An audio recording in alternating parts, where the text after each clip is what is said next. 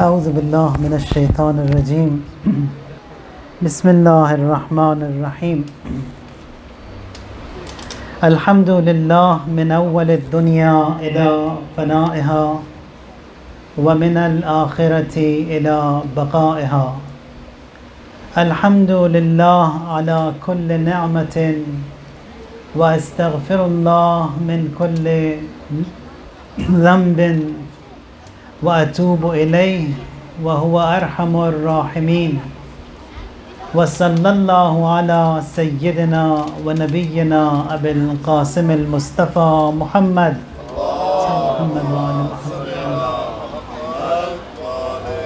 وعلى أهل بيته الأطيبين الأنجبين. بهم نتولى ومن أعدائهم نتبرأ إلى الله. اللهم كن لوليك الحجة ابن الحسن صلواتك عليه وعلى آبائه في هذه الساعة وفي كل ساعة وليا وحافظا وقائدا وناصرا ودليلا وعينا حتى تسكنه أرضك توغا وتمتعه فيها طويلا. اللهم صل على محمد وآل محمد. For the well-being of Imam al-Asr alayhi salatu wassalam, for the well-being of every one of you and all the azadar of Sayyid al-Shuhada globally, for our children, for those who have passed away, for our family members, for every one of them, a loud salawat.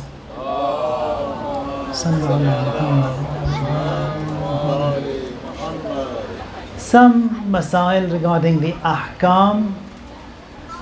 One of the masail in mahramiyat is that there are mahrams that are made like siblings, parents, grandparents, and then wife, children, they're all mahram. And then there are maharim that become mahram to you as a result of getting married. So the wife becomes mahram, mother-in-law becomes mahram. So that is as a result of marriage. Sometimes when a woman, she feeds or nurses a baby, that baby also becomes mahram. There are some conditions attached to that, and that is she should feed the baby one whole day or 15 times.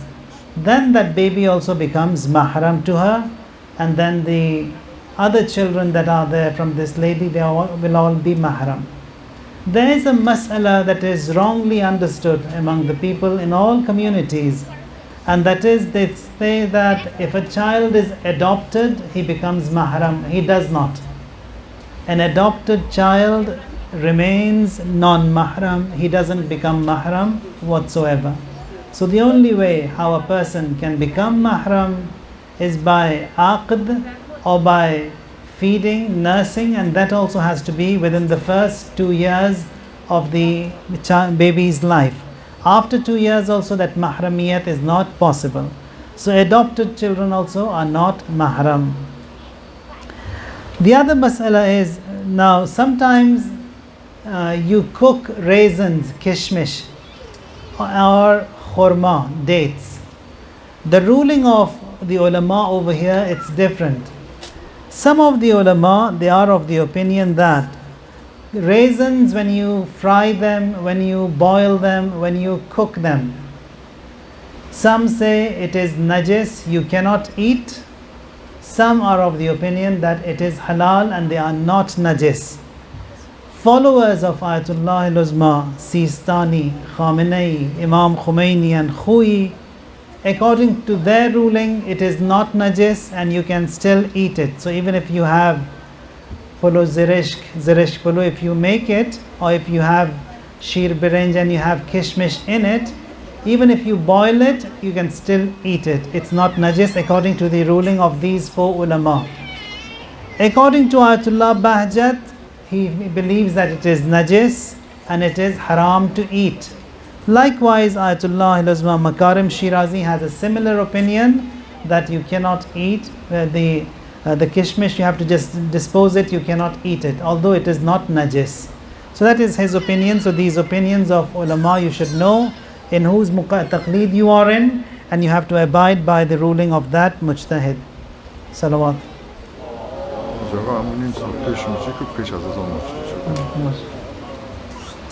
چقدر وقت داریم ما؟ خب باشه چشم. اللهم صل على محمد وعلى محمد وعلى محمد. Returning to our talk, and that is on the aqaid and knowing Islam made easy, we talked about different topics and subjects on the existence of God, His justice, and then the reason why we need a religion. And today, knowing the ethics and the akhlaq of Rasulullah, that is also one of the requirements, and you need to know. Allah Tabaraka wa Ta'ala for Rasulullah says, Innaka la'ala khuluqin azim. Indeed, you carry the best of akhlaq.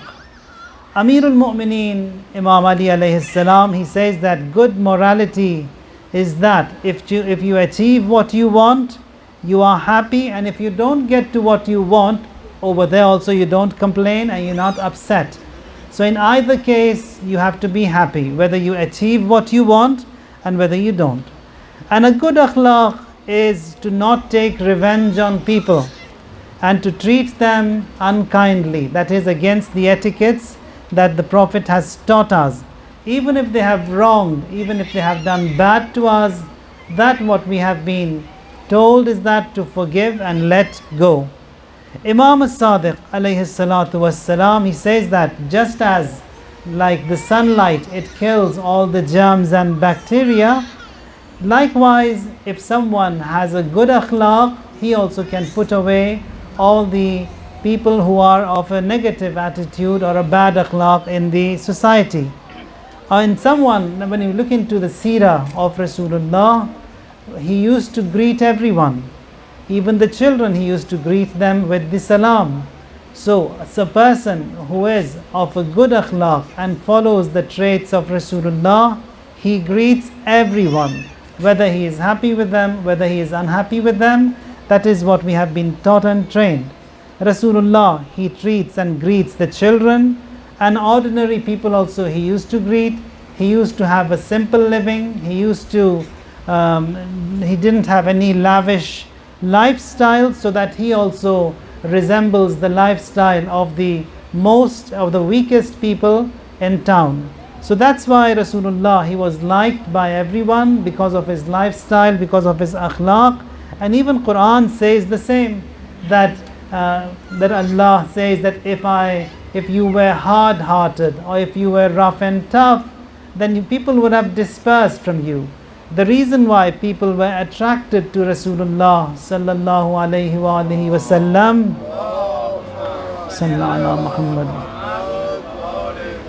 was his akhlaq. Now, when we look into the seerah and the riwayat from Rasulullah, he says, a person comes and inquires, Ya Rasulullah, mad deen, what is deen?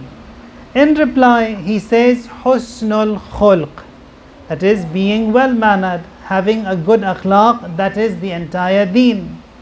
Amma tafaqquhu deen huwa Allah taghdab. If you want to have an understanding of religion, is that you control your anger, you control your rage, you be within your limits. Even if a person is getting on your nerves, you be within your control and don't burst. That is the akhlaq of Rasulullah. Or elsewhere he says, Al-Islam husnul khulq. Islam means being well mannered. أول ما يوضع في ميزان العبد يوم القيامة حسن خلقه. The first thing that will be placed in your scale of balance on the day of judgment is your akhlaq. If that akhlaq was good, you will be easy and we will pass the sirat and the mizan in a better way. And elsewhere he says that ما من شيء أثقل في الميزان من خلق حسن. That is, that what is weighty and is heavy in the mizan, the scale of balance, when the amal will be placed, is that akhlaq which is good, which is a person that is well mannered, his akhlaq is going to be the heaviest thing in that mizan. Likewise, we have many riwayat that talk about being well mannered. There were three people during the time of Rasulullah sallallahu alaihi wa alihi wasallam, who had plotted to kill the Prophet. All three of them got arrested. And then they were brought to Rasulullah. Amir al-Mu'mineen brings them, says, what do I do? Rasulullah says that if they embrace, that embracing that is becoming and accepting Islam will be accepted as tawbah, they will be forgiven. If not, they will be punished. So as instructed by the Prophet, Amir al-Mu'mineen brings them the first person, says these are the instructions of Rasulullah. If you accept and embrace Islam, you will be forgiven. He says, I won't and I will not. And he is sentenced. The second person, the same. He also is sentenced to death. And the third person, when Amir al-Mu'mineen gave him that offer, he also said, I don't want to accept and I will die as a kafir. And when he was about to be sentenced, Jibreel descends upon Rasulullah and says, stop, don't kill him. And then he says, why was I not killed? Rasulullah, he asks him, what is the reason that why he wasn't punished? Here Jibreel says, this person who wasn't killed is very generous. He gives a lot. He helps a lot. And he is extremely well mannered. For that reason, Allah forgave him. And then they asked him, he asked the Prophet, why did you not kill me? I did not embrace. He says that Wahy was just revealed. And the Almighty said to me via Jibreel that you are extremely well mannered in your community and very generous. Is that true? He says yes. And whoever comes to me, I try to help them as much as it is possible for me. I do help and I am well mannered. And when he finds out that this wahy was revealed upon him, he then says, Ashhadu an la ilaha illallah wa anna Muhammadan Rasulullah. And there Rasulullah says, Hada mimman jarrahu husnu khulqih wa sakha'uhu ila jannatin na'im. That is one. The second thing that when we see in the riwayat, unwanu sahifatil mu'min husnu khulqih.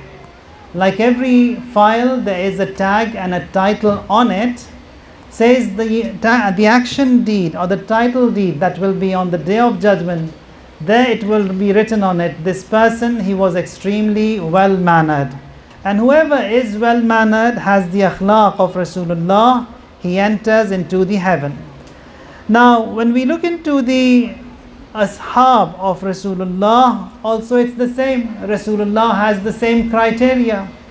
He says that when he was taking a Hajj group and all these Hajis were joining the Prophet, he says whoever wants to be in my group has to be well mannered. If someone was ill mannered towards his family and towards his neighbors, he must not join this group. That was the instruction of Rasulullah, that a person. Or likewise, he says that when you want to go for spouse selection for your children, you want to find a husband or a wife for your daughter, for your sons and daughters, here there are two criteria that have been mentioned. First, being well mannered of that spouse, and then second, his akhlaq, his deen. Only two things.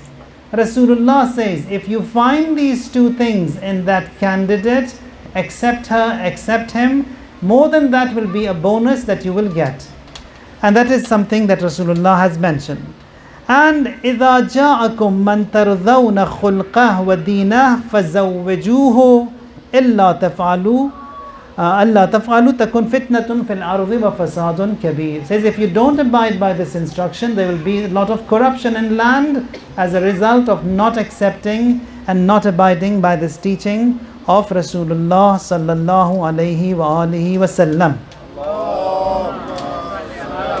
Muhammad wa ala Muhammad. The other thing that we learn here is that if you want your rizq, your sustenance to increase, over there also says that you have to be well mannered with your wife, with your children, with your family members.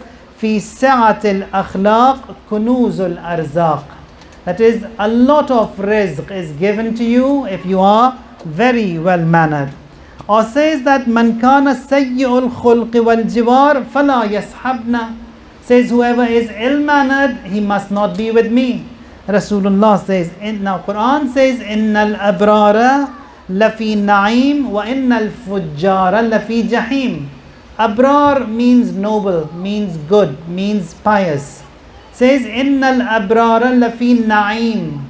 Abrar, they are blessed, blessed in all the bestowals of Allah with all the blessings. Why?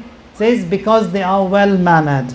Says a person, when he is well mannered, he is in the heaven right now. And someone who is ill mannered, he is in the hell now. Wa innal fujjara lafi jahim. They are in the hell now. Now we can see that for ourselves.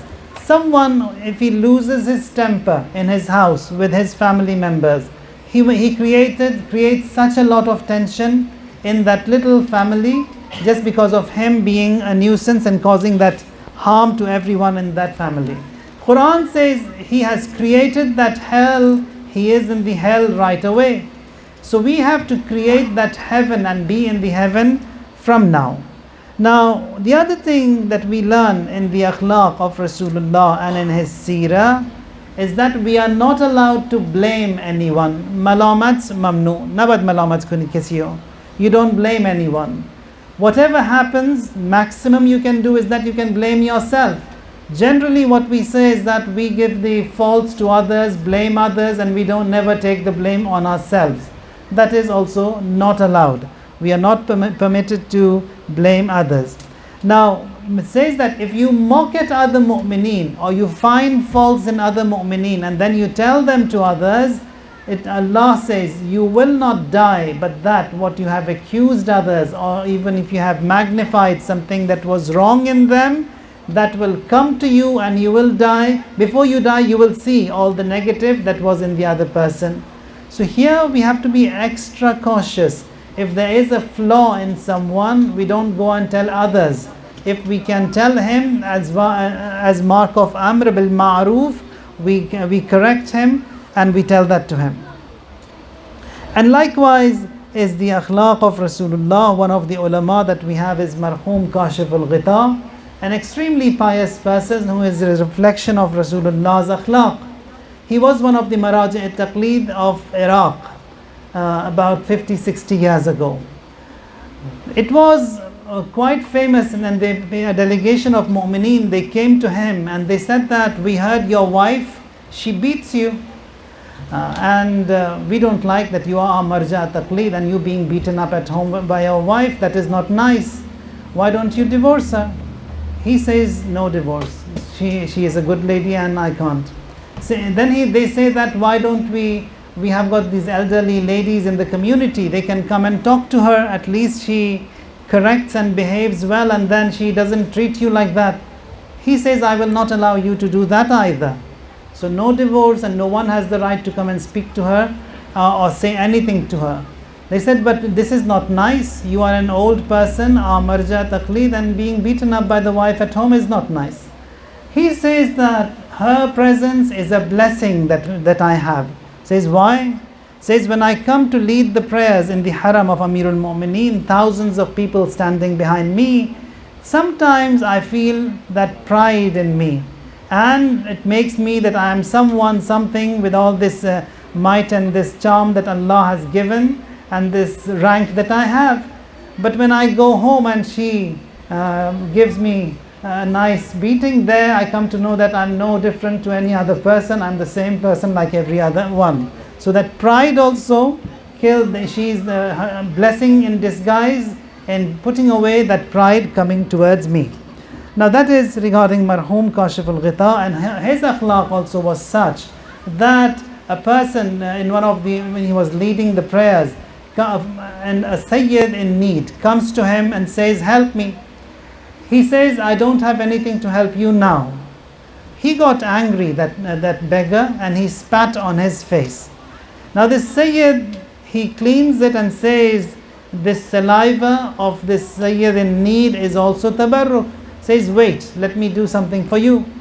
After his Maghrib prayers, after leading the Maghrib prayers, he stood amidst the crowd, so many people there in that congregation.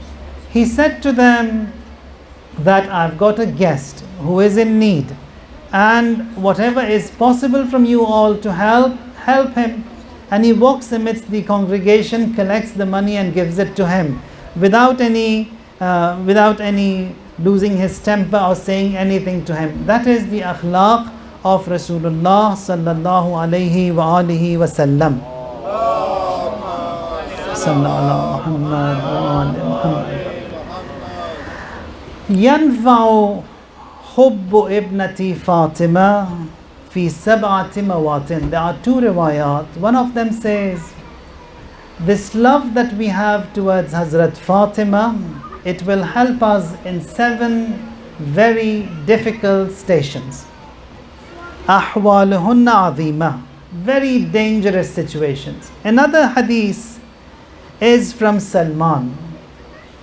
To Salman, the Prophet, he says, Man ahabba Fatima, whosoever loves Fatima, my daughter, he is in the heaven with me. وَمَنْ أَبْغَضَهَا فَهُوَ فِي النَّارِ, whosoever hates Fatima, dislikes Fatima, is in the fire. And then says, Ya Salman, حُبُّ Fatima يَنْفَعُ فِي مِئَةٍ مِنَ الْمَوَاطِنِ. This love that you have towards Fatima will help you in 100 stops and stations. 100. And then says, أَيْسَرُ تِلْكَ الْمَوَاطِنِ الْمَوْتِ. The easiest one of them, it's death. For us, death is the most painful.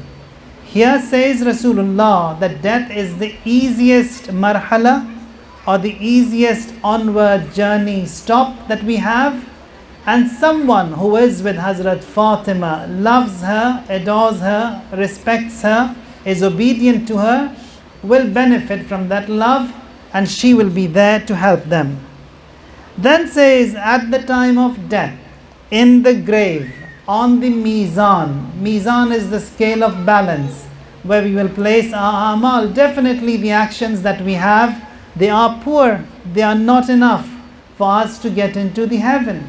If Allah does bestow the heaven to us, it is out of His mahabbat, out of His grace.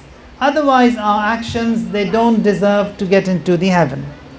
Here says that in all of these difficult situations, Fatima, that love we have towards her will help us out. And then Rasulullah says that if she is happy with you, I am happy with you, Allah is also pleased with you. If she is upset, I am upset, Allah also is enraged with you. So all these beautiful riwayat we have, and there are a lot, and that is what the Prophet, yesterday it was mentioned that he says, I don't want anything from you as the reward of the services that I am providing to you, but that you love my Fatima, my household, and my Ahlul Bayt. Now, salawat.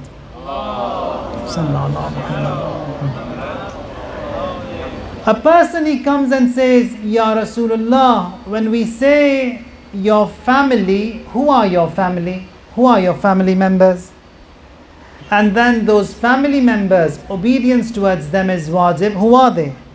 He says, Aliyun wa Fatima wa abnahuma. It's Ali and Fatima and her sons. And then says, Addibu awladakum. You must. This is a mandatory wajib command of Rasulullah, that you have to educate your sons, with your children, with 3 things. Hubbu nabiyyikum, love of your prophet. حُبُّ أهل بيته, love of the Ahlul Bayt must be taught to them. وَقِرَاءَةُ الْقُرْآنِ, and recitation of Quran. So these three are the integral and the wajib components or that are required from a father, from a mother, that they must teach that love, educate the love of Rasulullah and the Ahlul Bayt alayhimus salam to the children. And then says that حُبُّ آلِ مُحَمَّدٍ يَوْمًا خَيْرًا مِنْ عِبَادَةِ سَنَةٍ وَمَنْ مَاتَ عَلَيْهِ دَخَلَ الْجَنَّةِ. That the love of Ali Muhammad that you have just for one day, says it equals to the worship of 1 year. One day you love them, it is equal to worshipping one whole year. And if someone dies with that love of the Ahlul Bayt alayhimus salam, dakhala al-jannah, and he will enter the heaven. These are the teachings that we have regarding the love of Ahlul Bayt alayhimus salam. Haris is one of the companions of Amirul Mu'mineen. On a hot day, he comes to see Amirul Mu'mineen. Now at that time everyone is sleeping. Imam says, Haris, why now? Why have you come now? What is the reason? Did you need something urgently? He says, no, I don't need anything. It's just that desire to see you, Ya Ali, that dragged me and brought me to you here. Nothing else I didn't need anything. I just wanted to see you, that love. The Imam says that whosoever, the Imam lauds and praises him and says that Ya Haru Hamadan may yamut yarani, that is, whosoever will die at the time of his death, he will definitely see me. From among the Mu'mineen, they will see me. From among the, everyone will see. Mu'mineen will they see, they will be happy that what was told to us was all right. And kuffar and mushrikeen and munafiqeen, when they see Amirul Mu'mineen, they will regret that Ya laytani kuntu turaba, we wish we were with Abu Turab, we wish we were with Amirul Mu'mineen, Ali alayhi salatu wassalam. Salawat.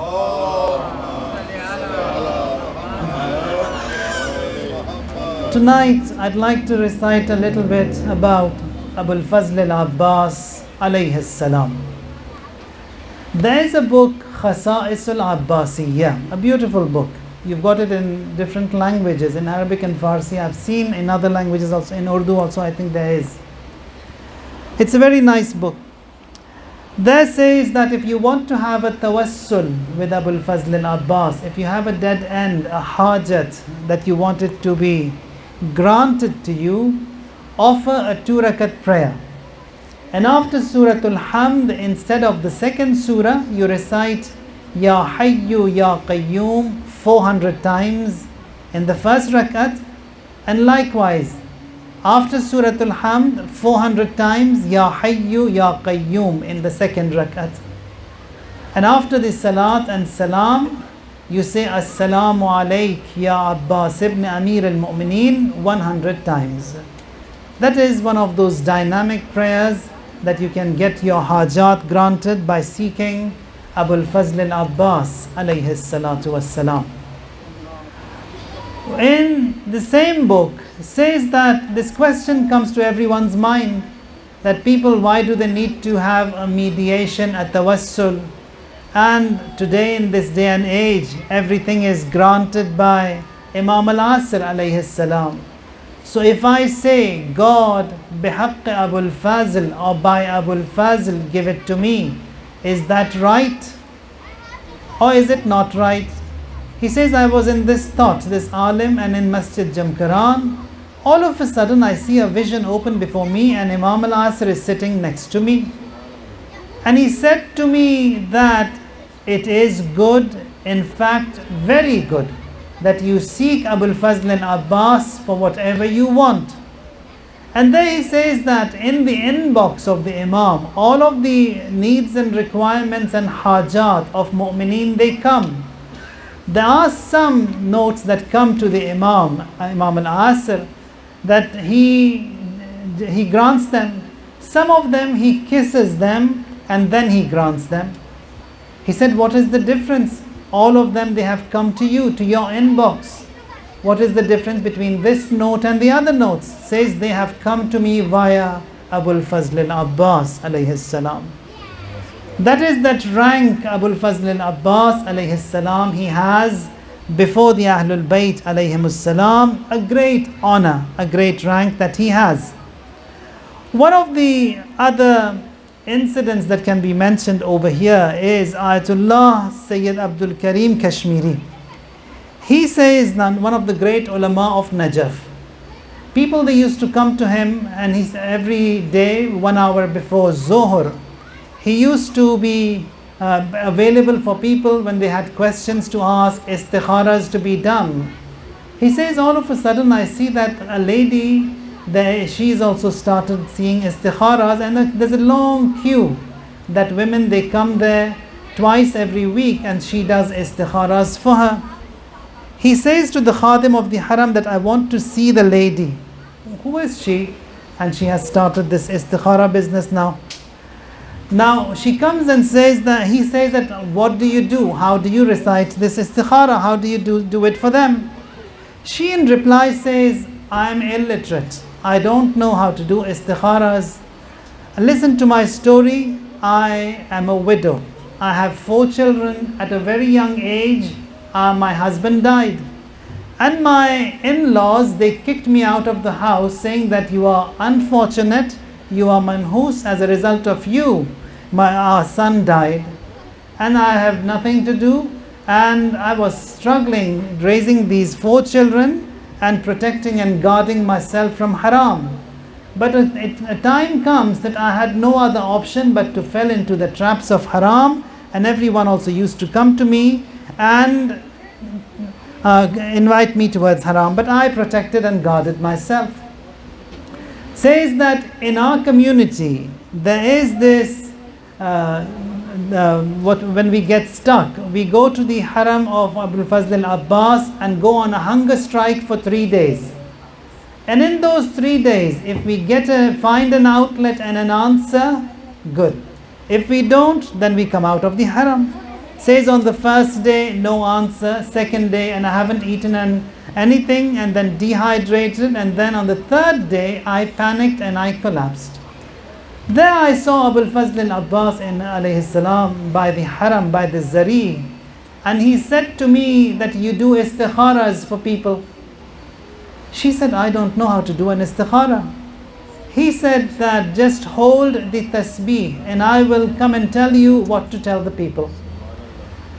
And when she gained consciousness, she's coming out of the haram. What was this that I just saw? I saw Abalfazl say to me, do istikharas.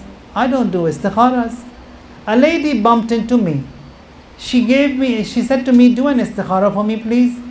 And I was shaken that I don't do istikharas. And I said, I don't have a tasbih to do an istikhara. And I don't know. And then she quickly gave a tasbih to this lady. And Abalfazl al-Abbas had told her, just hold the tasbih and I will tell you what to say. Says that as I was instructed, I held the tasbih and I saw him before me tell the lady this is the answer to her istikhara. And that way she got known and famous in the community, and everyone who used to come there for istikharas, they used to give some money to her, and she used to survive from there. That way how Abalfazl al-Abbas alayhi salam, he saved. So the Abalfazl al-Abbas alayhi salam is that outlet that Allah tabaraka wa ta'ala has placed, and looking into the ziyarat and also the seerah of the Ahlul Bayt, it's the same. Now when we look back into the maqatil of Ashura, there we see that Abalfazl al-Abbas, Imam Hussain alayhi salam, he recognizes him as his entire army. Now the army has 72 people over here. And Abalfazl al-Abbas, after his shahadat, we have 2 more shaheed. One is Abdullah bin Hassan, and then the last one is Ali Asghar. After them there is no one. Now when Abalfazl al-Abbas alayhi salam passes away, the statement given by Imam Hussain is that Al-an inkasara dhahri. Now my back, it broke. Or for example, the other statement he says is that now my army, it collapsed. There is no army that has remained. It is one Abalfazl al-Abbas alayhi salam.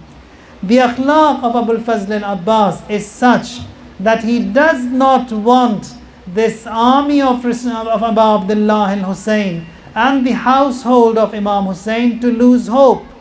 Seerah and akhlaq of Abalfazl al-Abbas, that when he comes to Imam Hussein and gets permission that Imam, do you allow me to leave? Here he does not kiss the hand of Abu Abdullah al-Hussein. He just sets off. Imam Hussein came galloping behind him, said, Abbas, you went without kissing my hand. Why? Says, I did not want to kiss your hand in front of the women and children, that when they see that I have kissed your hand, means that they will lose hope, that I am gone and I will not return. That until the last moment, he cared for the family and the children. Now that he is departing, Imam says, Sakina comes and says, look at our tongue, uncle, we are thirsty. Now in those camps, there was a camp in which the water vessels were placed. And because of those water vessels, the ground of that camp was a little bit damp. Now all these children in that hot and blazing weather, they used to come and uncover their bellies, lie down on that floor, which was a little bit cooler than the sand outside, just to feel the coolness and the dampness of that water. That was that state of dehydration and thirst in Karbala. Imam says, now that you are leaving Abalfazl, can you get some water for the children? One of the names that we have for Abalfazl al-Abbas is Abul Qirba. Qirba in Arabic means a small vessel. And you've seen that in the alams that generally are made for Abalfazl, there is an alam, a mashk, a vessel which is hanging, a small vessel. Generally the vessels are huge, big, but the last vessel that he took was a small one to fill it with water and bring it back for the children. He takes that qirba, that vessel, and then embarks like a ferocious lion towards the river. And he was of a big build, tall, handsome, and the enemies, they were afraid of Abalfazl al-Abbas alayhi salam. He comes by the river, in the river, and they could not even follow him. There he fills that vessel with water. Now Abalfazl al-Abbas, he himself is thirsty. If he drank water also, he hasn't done anything wrong. He brings the water towards him and then is reminded of the thirst of the children, and Abu Abdullah al-Hussein spills the water, fills the vessel, and then ferociously he runs gallops towards the camps. Now over here, the Muwarisad, he says, attack all the spears. They landed on him. One of the spears landed on the vessel, and another spear landed on the eye of Abalfazl al-Abbas alayhi salam. Eyes were now filled with blood. He pulls the arrow out of the eye. Now the other mal'oon who was in the ambush on a date palm, he attacks and shoots an arrow on the arm of Abalfazl al-Abbas, and his hand falls off. He holds the vessel with his left hand, and then galloping towards the camps of the children. Another mal'oon, he shoots at the left arm. Now the left arm is also gone. Now here Abalfazl al-Abbas alayhi salam, he holds the vessel with his teeth. He holds the vessel with his teeth, and then another mal'oon who was hiding on the date palm, he attacks with an iron rod on the Mubarak head of Abalfazl al-Abbas, and he falls on the horse. Now Abalfazl al-Abbas, from the horse he falls on the ground. Now someone who falls from a height, he gets support and help from his hands, and now his hands are not there. Abalfazl al-Abbas, when his hands were being cut, he says, Wallah in qata'tumu yamini, if my right hand is cut, inni uhami abadan an dini, I will continue supporting my religion وعن إمام صادق أميني, and I will support the Imam. Abalfazl al-Abbas alayhi salam falls from the horse on the ground and now raises the cry that Imam, come and help. Imam Hussein alayhi salam comes to the body of Abalfazl al-Abbas, places his head in his laps, and there Imam, he cleans his eyes and looks at Abalfazl al-Abbas alayhi salam. The body is such broken, the body is in such a bad state, just like the body of Ali Akbar alayhi salam, that Imam he could not carry, and he leaves the body there. And that is why we see that the haram of Abalfazl al-Abbas is away from the haram of Abu Abdullah al-Hussein alayhi salam. Now, one of the things that Imam Hussein does over here is that comes back straight to the camp of Abalfazl al-Abbas and breaks the column of that tent. The tent, it collapses, it falls. So that falling of the tent means that everyone from the Ahlul Bayt, they come to know that Abalfazl al-Abbas is no more. در مثل امشب شهادت ابوالفضل العباس سلام الله علیه را قدری اینجا بیان میکنم. اومدن وقتی میخواستن برن به سمت قتلگاه، کسی هم که نمونده بود از اصحاب امام حسین اومدن اجازه گرفتند از ابا عبدالله، نیومد دست امام را ببوسد. همین که راه افتاد امام حسین دنبالشون اومدن، فرمودن عباس رفتید دستمو نبوسیدید؟ فرمود که بله، نمیخواستم دستتون رو جلوی بچه ها ببوسم، چون همه اینایی که رفتن بر نگشتن، من نمیخواستم امیدشون ناامید بشه و لذا دست مبارکتون رو نبوسیدم. اینجا اومد دور از خیمه ها، از انظار، دست امام رو بوسید و ایشون راه افتاد به سمت خیمه، به سمت قتلگاه. امام فرمودن حالا که دارید میرید مقداری آب بیارید. مشک کوچیکی را ایشون برداشت، رفت به سمت دریا، به نهر، اونجا مشک پر از آب کرد. تمام این اشقیا و دشمنان اونجا احاطه کرده بودند. اینا جرأتی نداشتن به سمت ابوالفضل العباس جلوتر بیان. ایشون هم اون مشک پر از آب کرد. اگر میخواست آب را میتونست بنوشد اونجا، ولی ننوشید چون همه اونجا تشنن.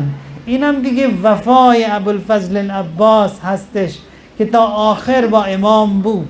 حتی اون شب تاسوعا، شب عاشورا، وقتی میبینیم که وقتی چراغا خاموش شد و امام فرمودن بیعت را برداشتم، من برداشتم، روز قیامت از شما نخواهد پرسید خدای متعال شما بخشیده اید اگرم رفتید. اینجا حضرت ابوالفضل العباس حرفی نزد، ساکت بود، گفت من که رفتنی نیستم، همینجا هستم. اومدن مشک پر از آب کرد. وقتی میخواست داشتن بر میگشتن به سمت خیمه، این ملعون گفت که نذارید قطره ای از آب برسد به خیمه.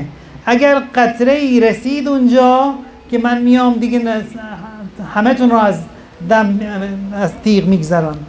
ایشون هم راه افتادن به سمت خیمه. تیرباران شد، یکی از این تیرها اومد به مشکشون خورد، آب سرازیر شد.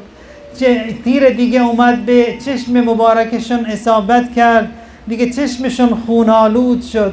با اون دست دیگه میخواستن این تیر رو کشیدن بیرون که اون ملعونی که در اون درختان نخلها قایم شده بود اومد حمله کرد به دست مبارک ایشون، دستشون قطع شد. اون یکی دیگه هم به سمت چپ مشکو گرفتن به سمت دست چپ، بعد به دست چپشون حمله شد، مشکو گرفتن به دندون، بعد حمله کردن به مشک و آب سرازیر شد. این علمی که بر سر که حضرت ابوالفضل العباس داشتن، این علم دیگه نموند، این علم هم افتاد. ابوالفضل العباس این علم از کیست که بی صاحب است ای خدا، این علم از کیست که بی صاحب است ای خدا، این علم از ماه من هاشم است ای خدا، این علم از کیست که بی صاحب است ای خدا، این علم از کیست که بی صاحب است، این علم از ماه من هاشم است ای خدا، این علم از کیست که بی صاحب است ای خدا. مایی بنی هاشمه.